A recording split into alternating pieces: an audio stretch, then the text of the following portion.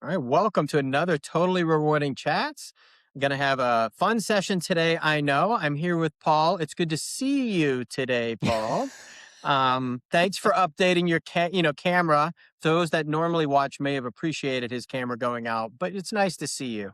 And it's nice to see that I can see that you're thinking sometimes. That's really what it is. Like you'll know when I'm rolling my eyes at you instead of Yeah. hiding. Yeah. I'm glad we published this out to YouTube and other places so people can see it. Otherwise, you'd probably flip me off more. I know that you guys stay SEC positive as we go, or it's underneath, or you send me the emoji, but it's not on here. I So might be on better behavior because I yeah. am visible. And what's funny about this is by the time this is released, that joke will be kind of old because it'll be like a month or so since we had the episode that I just disappeared in the middle. And That's true, but it also took me a month or so to realize you had already changed your background. So, like, that's about on par with the speed at which I'm operating. We are stoked today to have Nancy, and we're just going to call her Nancy because we had to have Nancy on because on several other episodes, people, if they didn't know, people were referencing you, Nancy, as just Nancy. right. When we talked about pay equity. Yeah. Oh, no, it was around pay equity. It wasn't anything, don't I get was too gonna crazy say, or excited. So Nancy. how are you?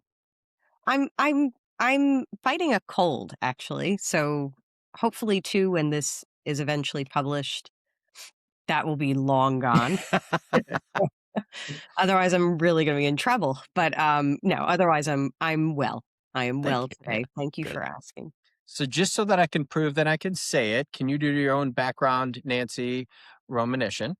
Well I done. normally, for fun, like to mispronounce your name, but not everyone I can see their face. So can you give us your bio and background, kind of where you're at now and how you got there?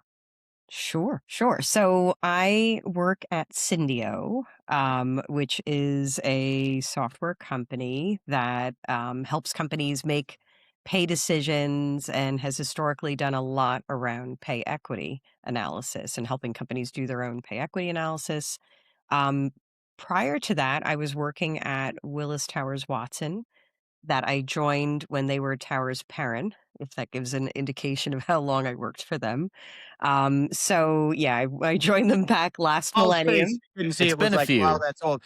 I actually can't say anything because I will state Nancy is younger than I am. So I can't say anything. Only slightly, but yeah. No, so I started at Towers and when they were Towers Perrin back in 98. Worked with them for over 20 years, and I was actually working with Syndio when I was leading the North America Fair Pay team at WTW, then WTW. So that was when I got to a stage where I just really got excited about this whole software thing and all that you could do with it. And I really saw it as the future. So I made the leap and joined Syndio. But prior to that, even there was a time that I was working before I joined Towers Perrin. So for about 6 years, right out of college, I was standing up the compensation function for the first company that I worked for. So you might wonder, why would a company trust that to an undergrad right out of school? Good question. Yeah, But lack of luckily, judgment. I was trained by a consultant at that time, and that was actually my introduction to consulting. Was working with him. He really became a mentor, and it was really great. And I remember looking at him being like, wow, that'd be really cool to just, do that at different companies. So that was sort of my introduction to consulting. But from the start, I enjoyed building things and designing things, and it was really great. So did you want to be in HR when you were in college? I did. Oh, we Sarah. have one. We have one. We haven't had one in a while. And like the real question is why? Well, because all right. So I was a psychology major. So actually way back, I wanted to be a writer. That was the first thing. And then I was like, I'm never going to make any money. So I like psychology. Let me go into psychology. And then after a couple of years of psychology, I was like, wow. I'm never going to make any money. Well, you got to do like 5 more years after. There's a pattern developing here. Yeah. So I was like, oh man, no, I don't want to I want to do things. I don't want to just keep learning about things. So that's when I was like, I want to do psychology and business. I wonder what that would be like. I actually got an internship at my college working in their HR department. And that was, I was helping write the company newsletter, the university newsletter for the employees. And I was working on a job coding project. I actually was working in compensation before I even graduated without knowing that it was compensation. Hmm. So, and then after that, it was like, all right, this is kind of cool. Let me try to work in HR. And it was 92 and there was a recession and nobody wanted to hire anybody, but I did get one interview and it happened to be with the company that I ended up working for. So it worked out in the end. Wow. I like that. It's probably a better question, Paul. Why? Yeah. So actually, let me go back and summarize that long answer, Nancy. Is I didn't know what I was doing, and it was a recession, and it's the one job I got. Okay, Yes, let me just that is sum. it. There Okay, it is. and that's how it all starts. And So we have that's to go how through it the all started. speed round of questions for you. Are Oh, you ready? Very tough questions. You coffee or tea? both, which I know you hate that answer, but it is Like at true. the same time, she just like Oh I no, do. yes. I just no, seriously, I'm going to finish my coffee. I begin with coffee okay. I and was then gonna I say I was segue into expecting tea. the consulting answer to it. Yeah. No, no, no, no. No, it's always coffee. It's always coffee. It's maybe tea. How about that? Oh, okay. Maybe Okay. that's even better. I know you're an avid reader, and I like the optimism that you have given me a couple books that have words in them and not pictures. That has been appreciated. What's your kind of favorite book recently, or a book that you would suggest to people? I like fantasy. I like fiction. So I have a couple books back here, and so one of them I read relatively recently was Jonathan Strange and Mr. Norrell, which I'm a big Anglophile, and it's like a 20-year-old book. I don't know, by Susanna Clark. Anyway, it's really cool. I wanted to live in that Hmm. world. It was really interesting. Nice. So that was a fun one. And then one that's more like modern times. I loved Tomorrow and Tomorrow and Tomorrow, which is by who is she? Yeah, Gabrielle Zevin. That was really cool too. That was all about gaming, which I don't do, but it was super cool. I learned a lot. So highly recommend. There you All go. right. Hmm. You have a weekend away, um, by yourself. Would you spend it at a posh resort, or would you go out in the woods camping? So I've done a lot of the posh resort stuff. So I would actually prefer the camping stuff because it's been a while since I've Yeah. done the camping. Oh, So look at Paul. Paul with his rolling his eyes. There's a So point no, in time, Paul. I need to go back and we need to score these. We need to actually go back and see what the actual number is because we tend to go in streaks. Actually, Yeah. it's kind of But interesting. and you didn't give the new third choice. Like you've already forgotten that we were lobbied third to choice. presenting it because like resort has like where is the resort, right? Like we've gotten the little bit of the well, is it in the city? And I think the new answer that people have Yeah, gravitated towards there's got to be water. Like that's sort of the point, right? Cayman So like that's Islands. by This water. is yeah, the this islands is by great. water. Water and beach doesn't need to be posh. It just needs to be by the beach, right? Well, you Or Well, so can camp near the that's the beach too. question. That's the question. Beach or mountain, right? Or lake or yeah, mountain, like water or mountain right. thing. I guess you can have, so we get there. Um, Bring out something interesting about you. Your favorite part of the triathlon: swim, bike, or run? Oh, bike, bike definitely. Paul's 'Cause- like none. Is there? None. no, because Watching, bike. finishing, like No, it's because the swim is terrifying every time. It's just terrifying, and then that you're so relieved that you did it, and then you get on the bike and you're like, "Yes, I'm on the bike," and then the bike is just fun, and then you're like, "Yay!" And then you get off the bike and you're like, "Oh my god, I have to run," and I feel like this. I feel like I'm That is walking. by far and away the best description of a triathlon I've heard in a long time. Like that's that's great. Um, and I will give Nancy mad props. She went from what do you phrase it? I was never an athlete, nor will I ever be an athlete or do anything athletic to Yes. doing a triathlon. So mad props on that. And then, of course, the question you've seen me, I've never actually asked you, I don't think. You've seen me ask numerous times, crunchy or creamy peanut butter? Oh, Uh, say it. Say it depends. no, I'm not going. Well, no, creamy is what I have in my house, but I actually prefer crunchy. But no one else will eat it. And there's just not enough, 6 square inches of for the second No, jar, just like hey, hey, I'm a mom, that's what we just learn. It doesn't matter what we want, it's what everybody else I yeah, wants. don't I know mean, that that's that's true because here the kids had their stuff, and then there was always a secret stash of Yeah, stuff that you preferred that they didn't yeah. even know you were doing. So it looked like you were taking one for the team, but you didn't. Yeah, like, Yeah. as I've hinted, like, we became non-peanut family really because my son has a peanut allergy, but, like, right. prior to that, my wife's a creamy, hardcore, I Oh, was a crunchy, hardcore, and you better believe there were 2 jars of peanut Yeah. butter right next to each other because neither of us were giving in, like, there that is was no way before kids, after kids, yeah, right? and we So still, like I'm kind of in the after kids right now. My kids are 22. So now I'm yeah. emerging. It's back to, oh yeah, that's right. I used to like this. Yeah. Oh, wait. So I'm sort of in Yeah, that you've got phase right space in the pantry for that now. jar of crunchy peanut butter, Yeah, like, right, right. And life is too today, short to give that up, Nancy, like you're right. You're right, Paul. You're so right. So, what I wanted to chat about was pay equity. Oh yeah. Weirdly enough, I went back and counted how many times we've presented together, and I had to add the times we were on the panel with Paul to get to 20, which is a lot. And actually, there should be a moment of silence from everyone out there that you've spent that much time with me. That is a rough go. Um, It's commitment. and s yeah, yeah, that is definitely commitment or, the fact that you insanity, liked one of the doing a 2, yeah. triathlon, you just embrace the suck. That was just a new way to do it, as you go. So all those times we've talked about the wicked problem of pay equity. I know you've been out on other panels and podcasted. Give us kind of the highlights that you've seen, and of course, Syndio has, hundreds and hundreds of clients.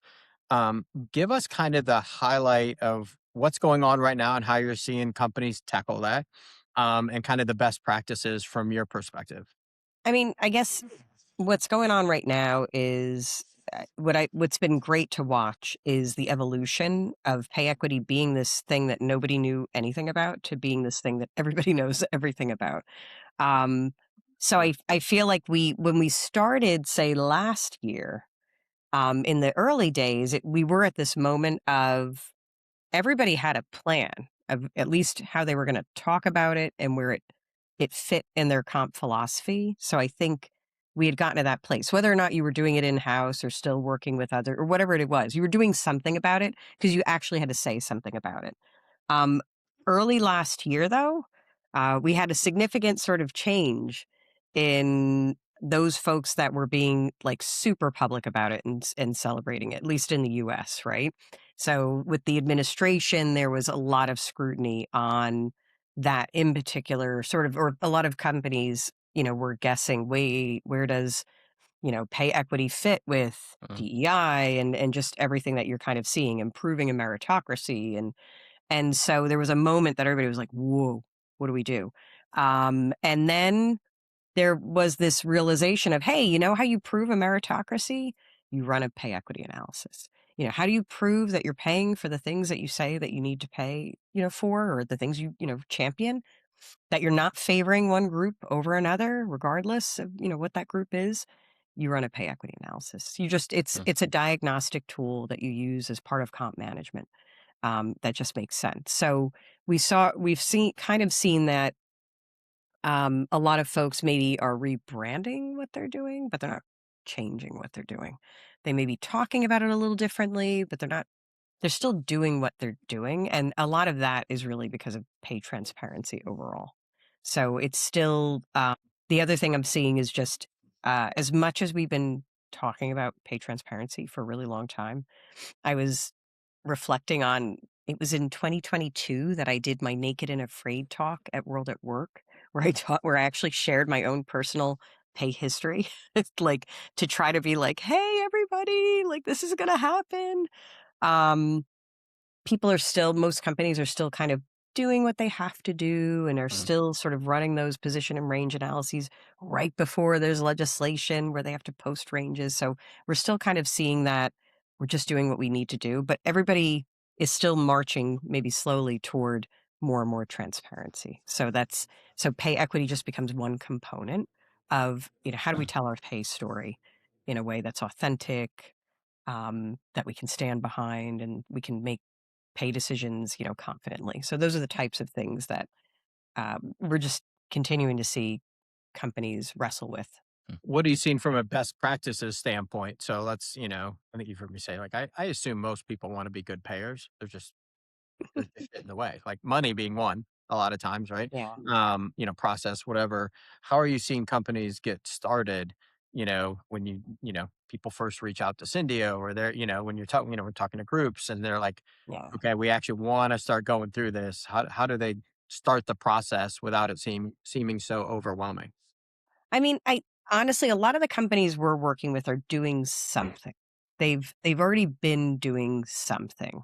It's more and more we're seeing it that we have to do it more often. We have to do it more. We have to automate it in some way. We have to be more transparent about what we're doing. We want to make sure we're doing it more robustly. Maybe we were sort of doing these like bigger kind of analyses, and now we want to get a little more granular. Um, so it's what we're seeing is it's really more of that migration to how do we incorporate this into our overall comp management cadence? And so that I would say is sort of that in terms of best practice, it's really rethinking what do you do as a team Mm. and how can you, ensure that you're doing that sort of ongoing monitoring of what you're doing. Um, I see it in the same way that you're seeing a lot of comp teams, they want more real-time data. They want, market data, and one of the things after having spent a career, building job architectures, it's kind of like, yes, these are all good things that you have to be doing. This is just part of your like compensation kind of hygiene. But like there's no like silver bullet. There's no one thing. It's doing all of these things together as efficiently as possible. Um and and in an ongoing way. I think the one thing I'm enjoying kind of I think people it's dawning on people, like, you can't just do, like, "We're gonna do a whole job architecture, and then we're gonna do a big reveal, and, like, here it is, we launch it." And it's like and it's just gonna exist, and it's and because that's how I made money in consulting for a really long time, was, like it was my clients we'd launch it, it was great, and then, like, 5, 10 years later, "Okay, we're back," Yeah. "What happened?" "Well," the company changed it. So now I'm seeing people are getting better at thinking about it as more of a system, Yeah. something that you're doing ongoing. And how can I Yeah. use, technology? How can I use new techniques? How can I just think differently about what we're doing, Mm. so that it's a more ongoing thing? Well, I heard at one of your sessions someone say it's a process, not a project. I wonder. Yeah. Yeah. Well, I don't know who that was. How are you seeing people incorporate that though? Because I also joke that the one department we know that's not getting money or headcount generally is comp. And so, how are you seeing them tackle the issue of like, to your point, nothing went away. It really isn't. I wouldn't say huge once you get going, but it's just another thing Yeah. that has to get done. And so, how are you seeing them incorporate that kind of? Mm. Because I think you guys are in a unique position when you are implementing software and working with that team who's already doing all these other things. Like, how Yeah. does that all fit? Because to me, it's almost like, because I'm a child, you think about a 12-piece puzzle, not a big puzzle, but you think It's a about a really small 12-piece puzzle. kid's puzzle. Yeah. And now I need to add a 13th piece. Right. And so, how does that functionally work when they start putting things together for themselves? I think it's a lot of coming out of the silo that has been compensation management in a sense. So there's sort of this it's a similar motion that we saw with pay equity when pay equity was no longer owned by the lawyers and the labor economists, and total rewards started to take ownership of it. I think with transparency, it's forcing comp teams to realize they don't own comp decisions. I mean, they never did, but they really don't.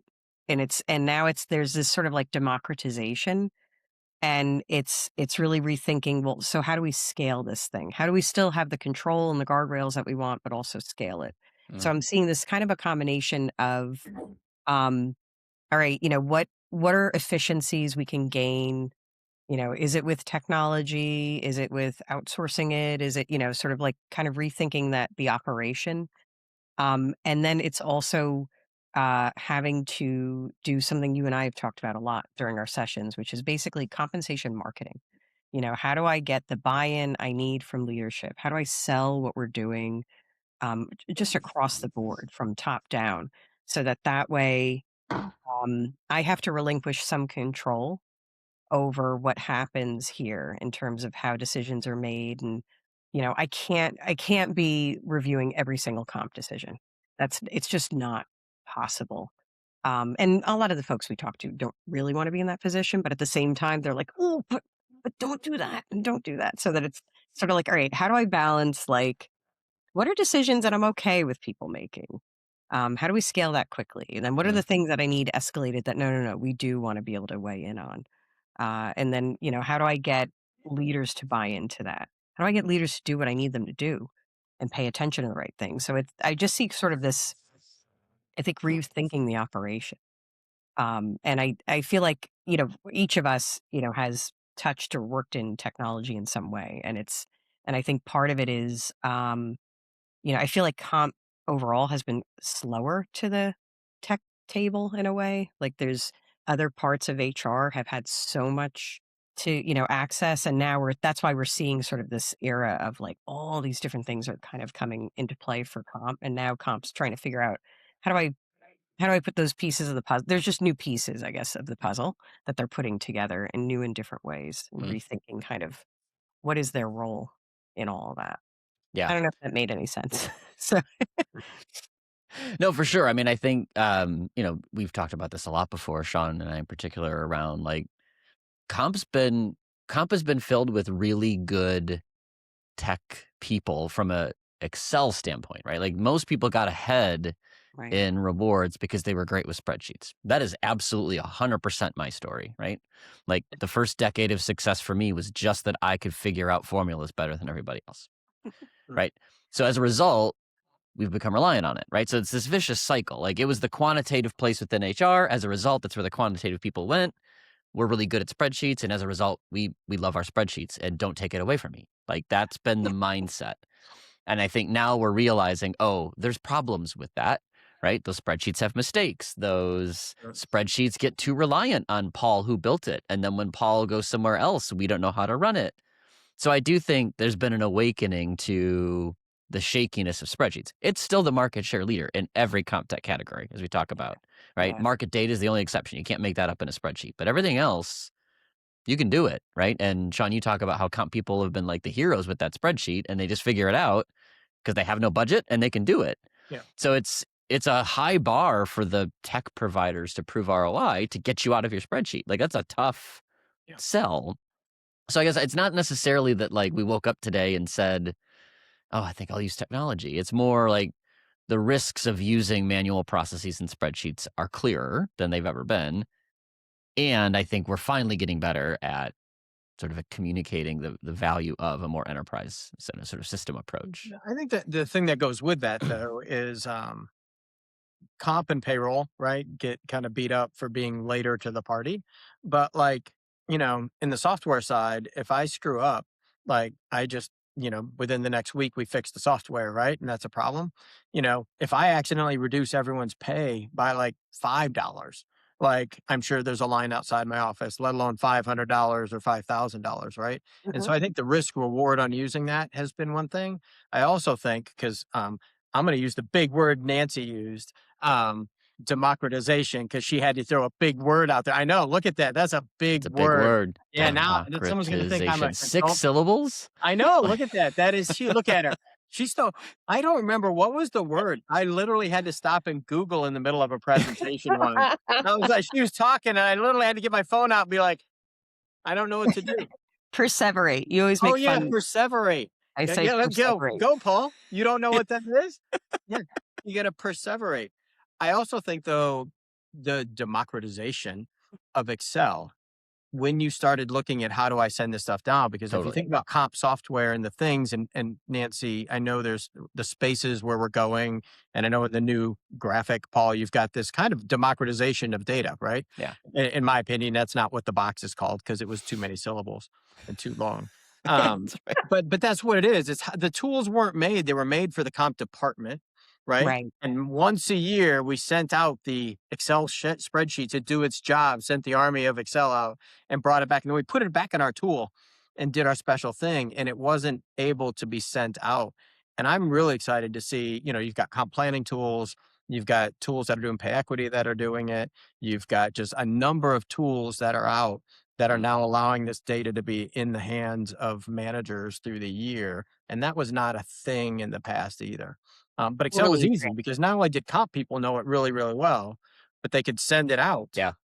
And like most people knew what Excel was, or as I joked that on around the security problem with it, or they had a child who knew how to use Google Sheets or Excel that could do the math for them and run that, which is not a security problem at all. Yeah. And I mean, yeah, and I think you bring up a good point. It's that risk piece too that I think there is this kind of risk tolerance that is being created. I think that comp people are sort of engaging in. I'm just thinking I did give somebody a decrease once. So like I know that feel. Jeez. You need to I go did. back and study psychology again because, I like, that does not land well. That does not. Yeah. How did that? Do I need a psychology degree to know how that went? It was a Right. mistake on my from my Excel sheet Yeah. that I sent Okay. to So there we go. All payroll right. You didn't choose. during That was like, annual damn. planning. Like Nancy Yes. chose to.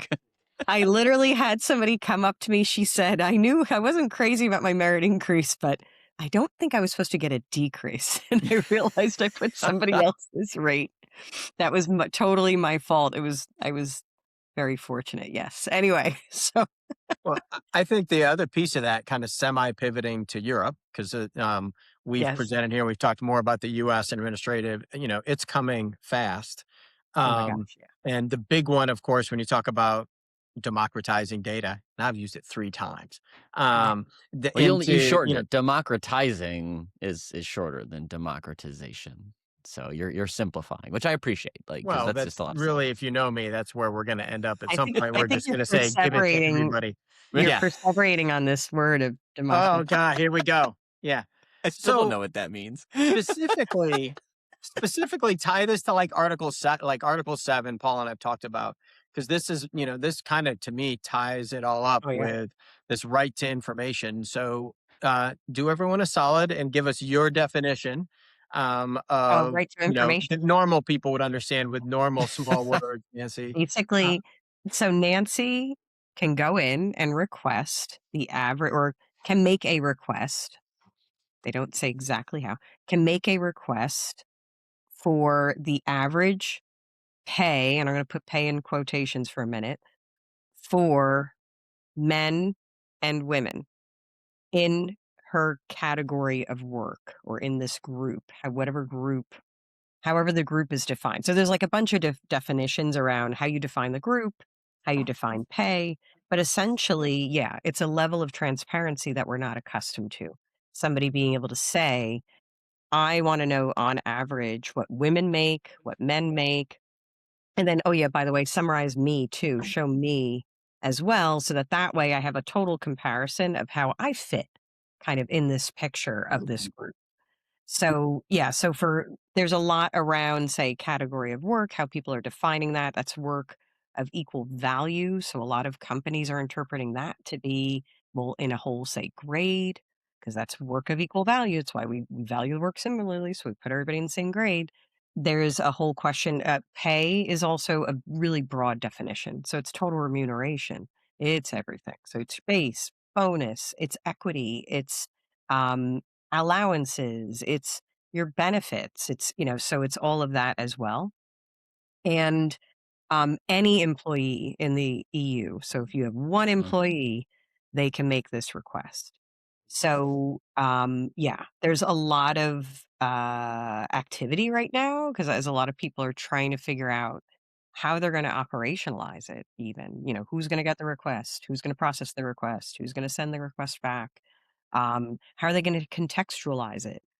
Do I share our comp philosophy along with that? Do I give them some other information? Like I know RTI, that right to information has a certain baseline of what needs to be provided, but like, so do I pile on? Do I, where does it show Yeah. up? How do I do it? Do I, so it's been an interesting, we've had a lot of discussions with companies and, on the one hand, you want to be like administratively, well, just give employees access, sure. And then it's like other folks are like, wait, what?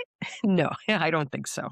Yeah, so it's a It's whole, so interesting on that piece though, because for me, like, on day, everyone keeps thinking about day one, right? There's right to yeah, information, and like everyone's going to put a request in because like who's not, right? Like maybe some of the guys weren't who are like, I don't want to know how overpaid I am. Like I don't need to know that, but like they won't. But I'm of the belief that the overhead is going to drive this into the hands of the individuals because every time someone comes or goes, I'm going to go grab that next report. And then pretty soon I'm going to do the math to figure out who makes what. Right. So like if a guy leaves, did I move up or did I move down? Like what happened? And so it's just going to be this ongoing thing that you're like, the lift is going to be, I think, too high to not have somebody somehow, somewhere drop this in. And then I agree with you, Nancy, that that lift includes like some weird questions that they haven't do before. Like, how do we share all year our pay philosophy at all times? Like that's usually a once a year, 80-page PowerPoint so no one will read it thing. Like, yeah. yeah. And that's where I think we just have to, one of the things I kind of keep coming back to is, the laws are the laws, and that tends to be, when you're threatened with fines, right, for not complying, yes, that's when a business often makes the decision to, well, I guess we got to do this thing. But at the same time, rewards are supposed to be rewarding, and employees are basically comp analysts now where they're able to look Mm, up and do their own analysis of what they should be paid. And I think we were just saying it, Sean, in one of our sessions, that I keep coming back to this idea that that's great. Like, you realize employees are coming to you, but they're coming to you with information that's external, not about your philosophy, not about the choices you make, how you compare, yourselves to other companies, what's critical for your business. Like, wouldn't it be better if you leaned into educating them around that? Because really, like, I think it's just all about empathy. Like, what mm, do I want to know as an employee? I want to know why I'm paid what I'm paid, what you're basing it on. I want to know that it's fair. Want to know generally how it compares to others. I want to know how to make more money. Like that that's yeah, basically like those are the basic things. So yeah. how can we get good at leading with that story as opposed to this sort of I'm disclosing this to you because the government says Yeah. I have to. I think that the challenge I'm hearing, particularly from larger employers, not disagreeing with anything you just said, the big challenge is if they've got 2,000 managers in the EU, you're not going to teach 2,000 people to have empathy. You can't. You're not going to teach 2,000 people to tell a consistent story when they themselves are a subject of that story. Yes. And I am a overpaid male. I'm going to approach that conversation differently, male manager to be clear, than if I'm an underpaid female manager. Like that's just human nature. And there's this challenging balance of, well, how much do we centralize and standardize?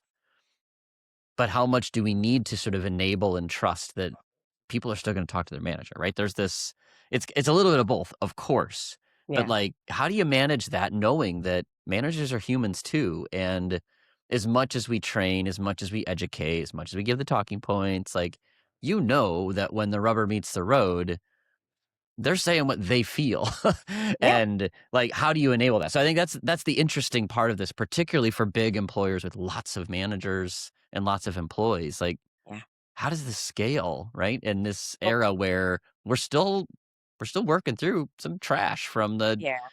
from eras ago that Well, maybe our job architecture isn't all that clean. Maybe our comm structure isn't all that great, yeah. right? There's still things out there that we're That's why working I'm Well, for through. centralization, Paul, like, and doing it through the tool. I know it's not as cool, but like, not to mention if you have 2,000 managers, like, if you only turn over 5% of them, like, that's 100, right? Like 100 new humans and the right to information isn't like merit where you're like, hey, they're going to get their access to the information, May 1st. So in April, we'll tell you guys what to say. It's like, they're going to come ask right after the manager leaves too, just to be like, that's just how it's going to go. yeah, it's Good yeah. luck.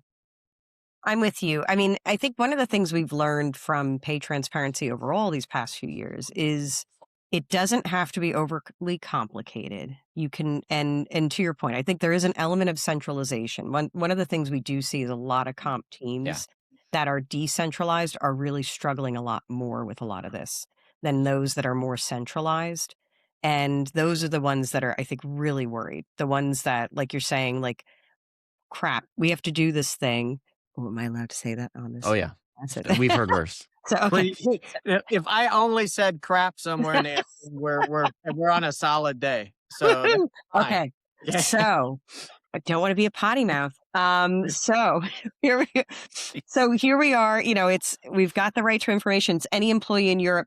I'm fine with France where we have like a decent, big facility. But oh my gosh, I have like Yeah. in Poland we have like 2 people or I have like a pretty smaller team and now like it's not like I have people on the ground, in every location. So that's that an element of centralization is definitely what a lot of folks are doing.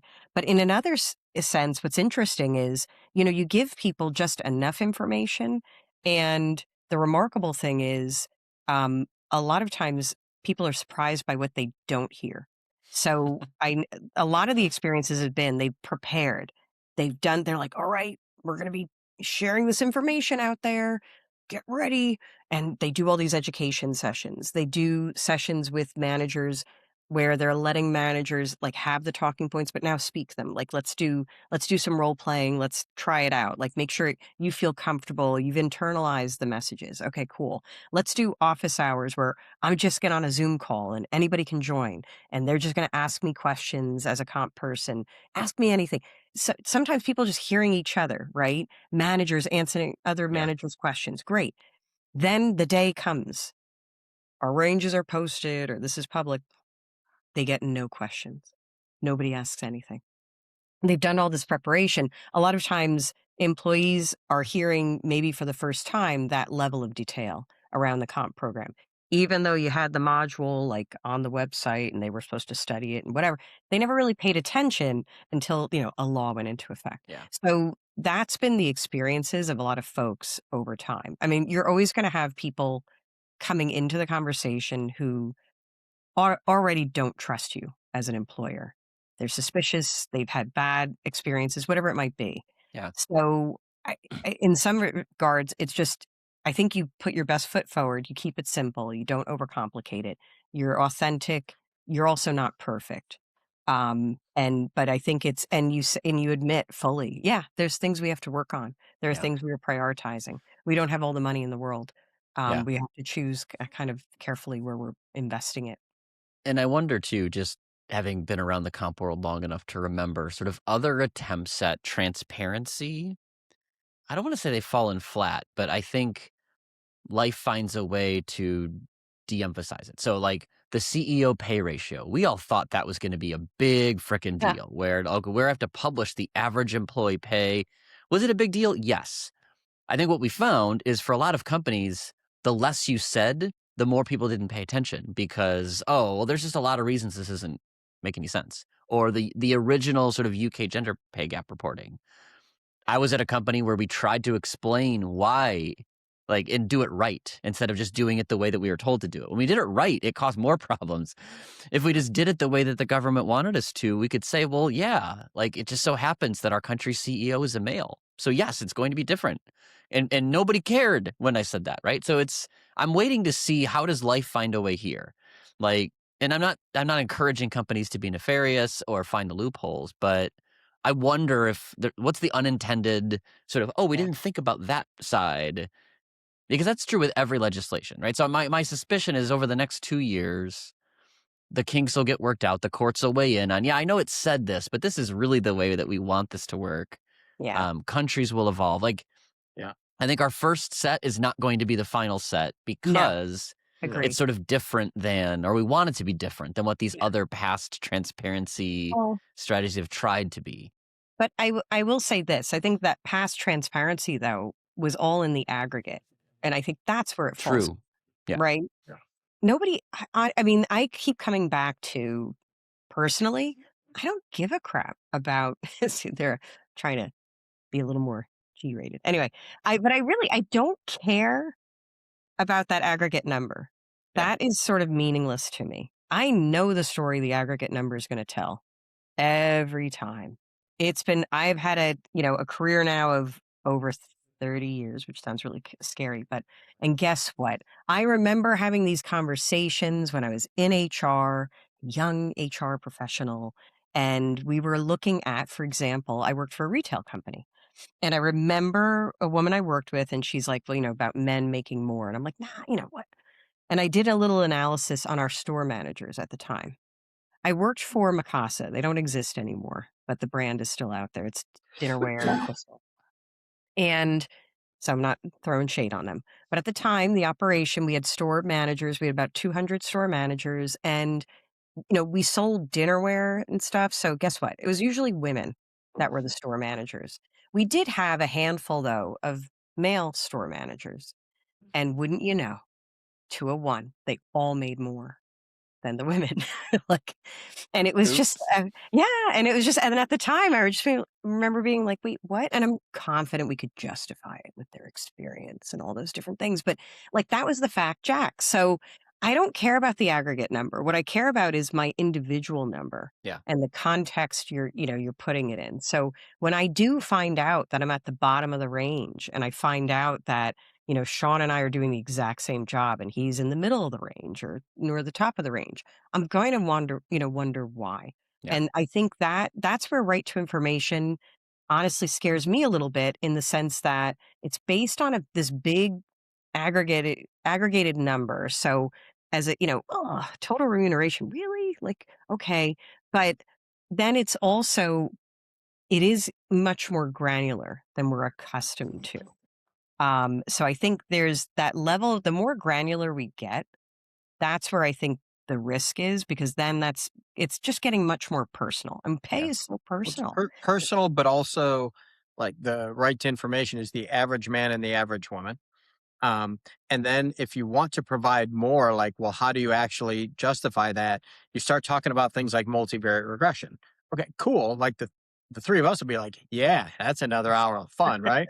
Like, but you're trying to explain that back out to the employees to now justify what's going on. That's going to fall short because that gets complicated. And so you kind of have this cliff of, well, why are they underpaid? Well, actually, we can explain that. Well, how do you explain it? Well, we explain it with, log linear regression models over multiple Well, variables. And the employee's like, so that's bullshit, right? Like, like, yeah, you're just making up answers now, right? Because they don't have time nor care enough. Other than to your point, Nancy, it becomes very personal. Like, Yeah. all I know is I'm under the number. right. End of story. We need to Yeah. fix that, right? Yeah, So, unless you can explain it pretty cleanly, like, yeah, hey, Sean has more experience. Hey, Sean did this thing and we adapted. He's got this specific skill set. Like, unless you're able to really crisply explain something that makes sense, I like just think sort of it's going to common be, it's sense. so, well, you've heard me say, humans are highly statistically predictable in this case, but amazingly individually unique. But that might be the case that I have more experience. But you can't always use that because I Yeah. also suck and you're great. Right. And so, like, that's going to be a problem. Right. And they're going to be like, okay, Or, so it's just experience, not how well I do. Right. And so they can right. go down this rabbit hole for every Mm. one of them. And I think this is where the time suck is going to really come from them. It's not just provide, it's not the data, it's the follow-up questions It's that are the going to follow up. be, inordinate. And now you've got people who are already overworked, who Yeah. answers that question? The Right. manager, they definitely don't want anything to do with this most of the time. HR, they're like, please bring me back my spreadsheet. I want to go back and work with Paul on spreadsheets. Like, there's this weird place. Like, do you have to hire somebody who's almost like a psychologist Ooh. to go back, who's a compensation psychologist to deal with this? Yeah, I think Oh, it's going to be really interesting. And then I think the legal precedent, how this all shakes out over a period yes. of time, is really going to change like how much people care. Like, hey, it's going to cost me, you know, I think the money's gonna be big. Otherwise, if it's not, people will be like, "Oh, so for $50,000 fine, I can say screw it?" Like, okay, whatever, right? Kinda like the CEO rationale, right, Paul? Like, people will be like, "Well, I just won't say anything about it and pay a fine." Cool. Yeah. Or does it Or is I'll do it I'll just do it plain vanilla and make it bad math is really that's the Yeah. fear I have. And I don't think people will do it because, Nancy, you're 100% right. There's enough specification about what like work is in the regulation that it's going to be hard to hide. Is Yes. it possible? Absolutely. But is it going to be more difficult than the CEO pay I ratio? was Because you just do CEO pay ratio globally, and yeah, India gets factored in, and as a result, it's a big number, and you just tell people that. Right. That's think what about that was the Italy. end state solution. Italy's going to have like 4 buckets. Like this is where the math's going to go bananas, right? Like, are you going to provide Yes. more? But basically, what you have to provide to the government, if you do the minimum, you're going to put everyone in 4 buckets. Yeah. You're Yeah. like 4 buckets. Yeah. Like, Yep. That's a good example of where yeah, it's probably going to have the unintended consequence of not really being helpful, right? yeah, It's almost, Right. that's too simple. And that's where I do think companies have an opportunity to then kind of weigh in and say, so there are things we have to do for the government. This is what we're reporting. This is what we're doing. And here's what we've been doing all along and talking to you all along about why we pay what we pay. Yeah. Here's your base salary. Here's your bonus. Here's this. Here's like, just like doubling down on here's the stuff we've always talked about. And my hope is like part of the law is the involvement of the works councils. One of the things that we've been, reminding companies is, yep, you're worried about what to tell them. Hey, aren't these the same people you had to sell on your job architecture? Right? You've had a lot of these conversations. Like there's a lot of stuff they already know.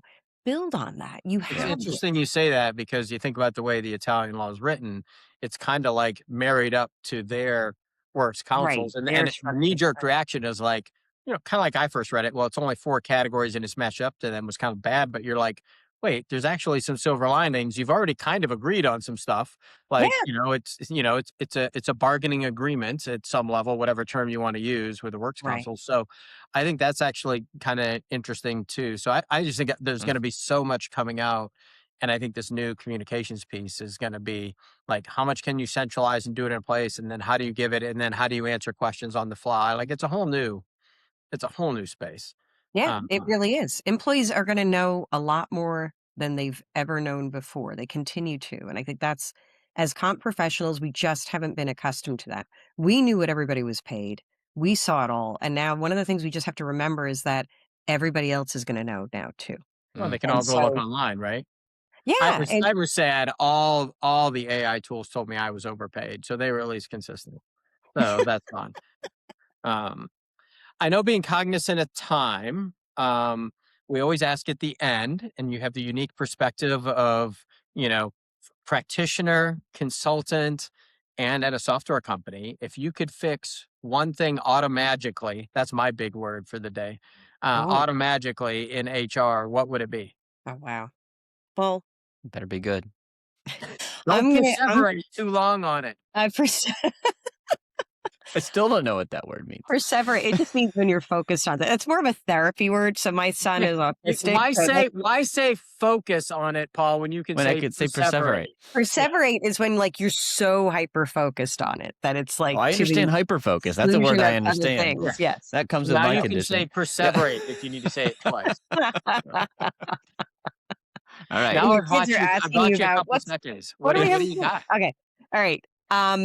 Honestly, I'm looking forward to the time when compensation will be much more transparent. I think people are going to know. I want us to rip off the Band-Aid. I wish people would just know what everybody's making, and then we would just start to just make the corrections we need to make, justify the things that we have to justify. Everybody can be grown-ups about it. This is why this exists, why this is here. So I know that's not a popular opinion, but I did have that reaction to an exercise I did with some companies around what if everybody knew everything, had access to everything tomorrow? What would your reaction be? The first 3 reactions, because one of them would be like you'd get sick or pass out. But then, like, what would you do? And that helps you prioritize then what you need to work on. And I Sure. did have one person say, "Ah, that'd be great." Because then they would all know we've been telling the truth all along. And it was like, I never had that reaction. That's Well, cool. that's assuming everything's good. But yeah, Yeah. Well, yeah, yeah. yeah. That's Hmm. awesome. So for those that aren't following Nancy, And I'm not going to try to spell your name here for those listening. Go and check on when we drop it. See it in the thing. Follow her. There's tons of great content she puts out from across the space around pay equity everywhere. Links to it, whatever. So she's a great person to follow. Um, Great person in general. So Oh, we'll give you a thank big you. big head. Thank you. And Um, also to follow. Yeah. yeah, and also to follow. And follow us if you can. And we really appreciate you taking the time out, Nancy. We don't even, and you're just Nancy. So you're our first. I think you're our first guest that just goes by one name in the industry. You're like the Beyonce of pay equity now. I thought about that. Like, we didn't do it, but like, I don't think I've ever called Mark Zipco Mark. Like, he's always just Zipco, right? There are a few other people that kind of Which have is an like ironic one because then if you have to spell it, it's a problem. then you can't, But, right? But hey, yeah, it's just yeah, fun to say. Like, there's a handful of people that like you can sort of shorten. Everyone's like, oh yeah, I know who that is. yeah. And Right? that's Nancy just showed up as Nancy right in the flow of conversation. Right. So, but give a follow, everyone. I really appreciate it. Thanks so much, Nancy. Thanks, All Nancy. right. Thank you both.